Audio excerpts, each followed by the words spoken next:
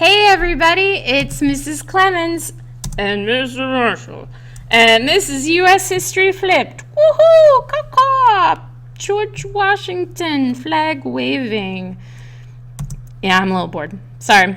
Alright guys, so here's where we're at. We have talked about the rise of industries and coal and steel and oil and railroads, and we talked about how there was all kinds of immigrants coming to work in all those places, and then we talked about how there's all kinds of cities that are happening as a result of that.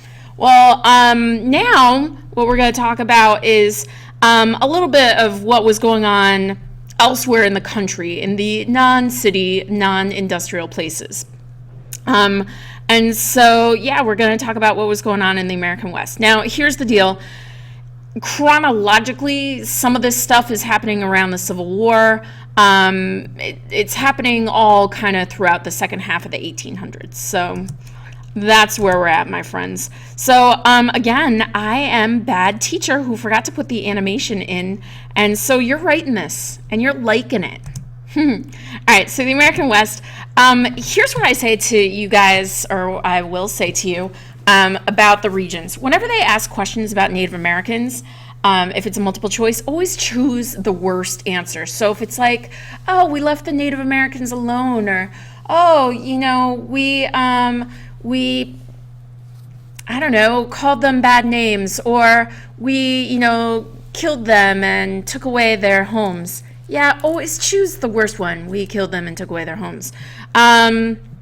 Because that's kind of the basis of American history and Native Americans since the Europeans got there in the 1600s. So, yeah, definitely, we've already talked about this when we talked about the Trail of Tears. But yeah, there's reservations. And that's been going on for a long, long time, where this is a limited area of land that's set aside by the U.S. government. As time goes on, though, they keep moving them from reservation to reservation. It's sort of like, you know how you might hope, like, oh, I'll start out in this house, but then I'll sell it and I'll get a better house, and then I'll sell that and get a better house. What was happening with them is they're starting out in a decent reservation and then getting moved to a worse one, and then getting moved again to a worse one. It's a pretty crummy situation. One of the laws that gets passed is called the Dawes Act, which requires Native Americans to Americanize. Basically, they want them to assimilate. They want them to not act any different from the quote-unquote whites. And basically, if you do that, if you give up your traditional ways, you get to have land. You're giving up your language. You're giving up your way of life. And what I think I meant to do here is this is a picture dealing with the Homestead Act, basically where you could see the rail line and not cities, but little towns are springing up with farms around that. This is a picture with the Dawes Act. I like how I do things in order. This is a picture with the Dawes Act. So here you have a Native American, and here he is. He's got his long hair. He's wearing the jewelry. He's traditional. And this is sort of the after. He's cut his hair. He's wearing, a traditional three-piece suit. He looks very European. Kids have even said to me, hang on, like, did they tint his skin? And you guys know, especially any of you guys who have taken photography, you know that you can definitely do things with flash to make things look different. I wouldn't put it past whoever took the picture that they put some powder on him to make him look lighter. Or maybe, they made it so that he's not out in the sun as much. I don't know. But this is sort of the cause and effect with the Dawes Act. Wow, I love this. This is showing, This is showing the amount of land that that Native Americans had in terms of reservations. This is 1880. And you see, you've got a lot of the Southwest and into Texas. You got Oklahoma. You've got South Dakota, a lot in Montana. And here you go. There's not a lot going on here.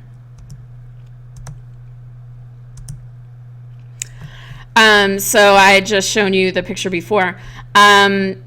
one of the other things that they're doing, and they passed the Dawes Act and the Homestead Act, right around the Civil War. So these are earlier. But yeah, so the Homestead Act is not just for Native Americans, it's for anyone.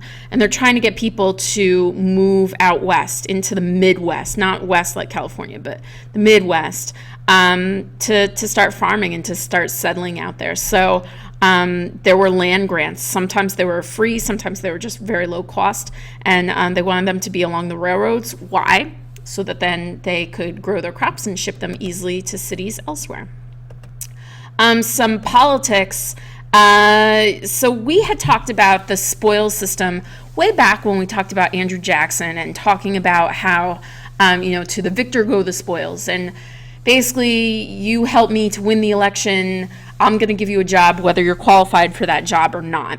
So this has been going on since, very formally kind of with Andrew Jackson, but, the late 1820s, 1830s. So the problem is that we have a lot of people working in the government that are not qualified. If your qualification is that you supported a dude that's running for office, that doesn't mean that you actually know anything about the government. It doesn't mean that you're intelligent. It doesn't mean much of anything. So President Garfield, he said, he ran on this platform saying, I'm not going to do this. I'm not going to do this same thing that everybody else did. He ends up getting assassinated. And the reason he gets assassinated, I'm laughing because it's just ridiculous. This guy thought he was going to get a job in Garfield's government. Garfield said no. And it wasn't like he wanted to, to be Secretary of State or anything.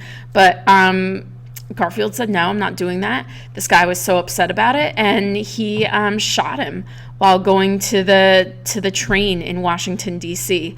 And, of course, our fun little fact in this is that Robert Lincoln was nearby. Robert Lincoln was Abraham Lincoln's son, and, oh, my God, poor guy.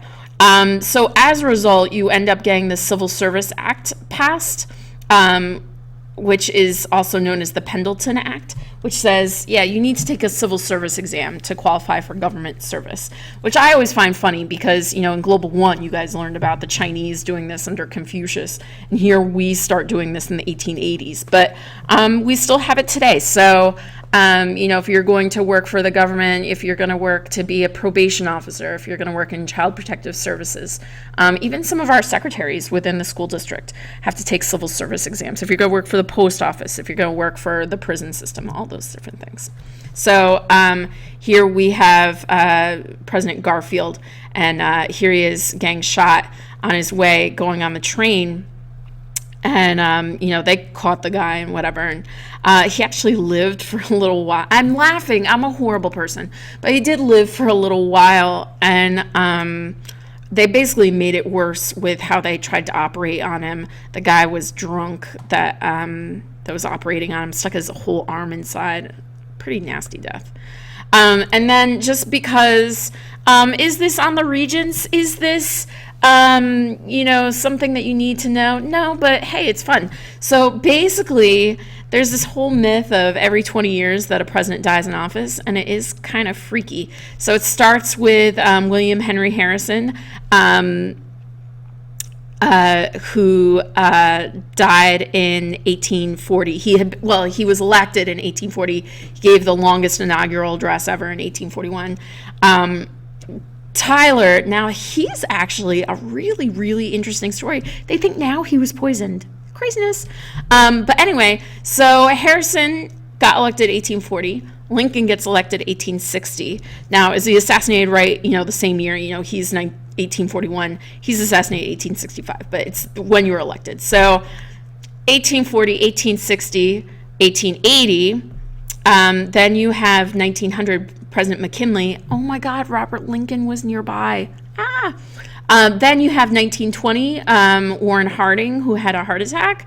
Then you have FDR, who was elected in 1940. And then you have JFK, 1960.